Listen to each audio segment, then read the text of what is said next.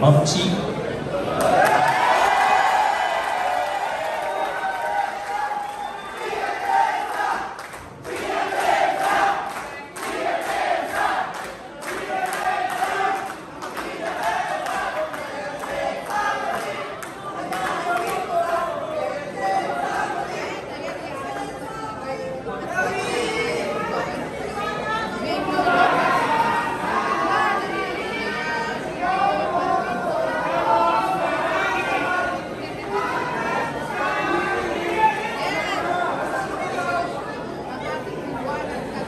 Ang bagong Vice Mayor ng Maynila, Vice G. Atienza, ipuproklama na. Kasama ang kanyang ama na ang dating Mayor Lito Atienza.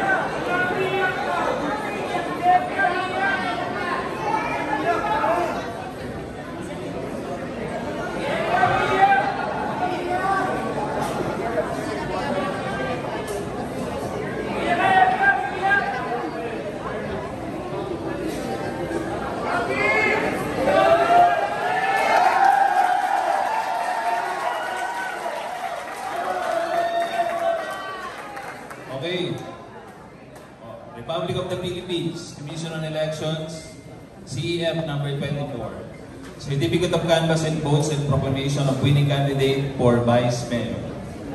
May 12, 2025, National, Local, Bar Parliamentary Elections. May 12, 2025. We, the undersigned members of the City Board of Canvassers, do hereby certify under oath that we have duly canvassed the votes cast in 1,584 clustered precincts for the candidates therein for Vice Mayor in the election held on May 12, 2025. Attached thereto and forming part hereof is a statement of votes by precinct CEF number 20-A garnered by each candidate for the office of Vice Mayor. That after such canvass, it appears that Atienza Chi garnered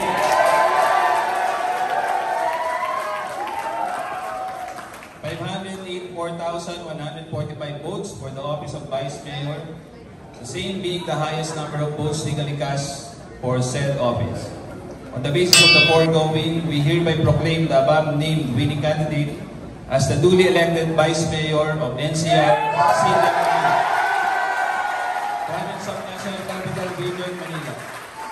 In witness whereof, we affix our signature and imprint our thumb marks in the City of Manila, Province of NCR, Manila, this May 13, 2025 at 9:06 p.m. City Board of Canvassers, Jericho Jimenez, Chairperson, Vice Chairperson, Giovanni Lim, Member Secretary, Elisa Lumeta.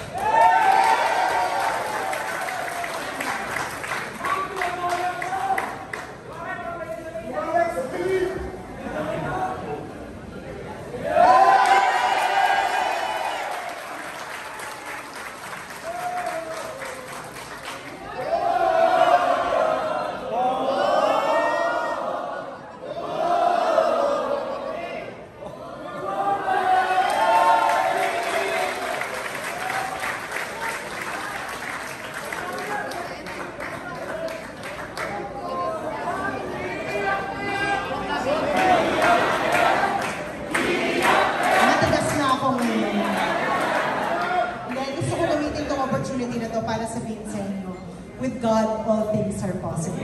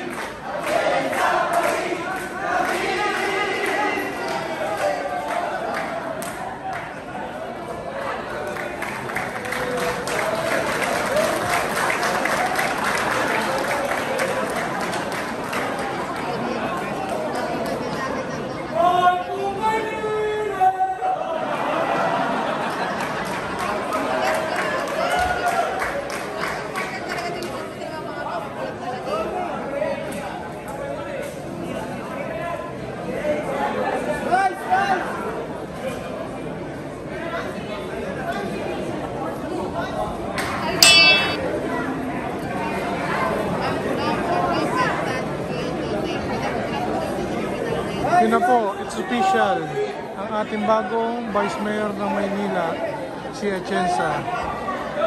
Ayan po, kasama na po si Yorme na tinasang kamay para sa kanilang proclamation.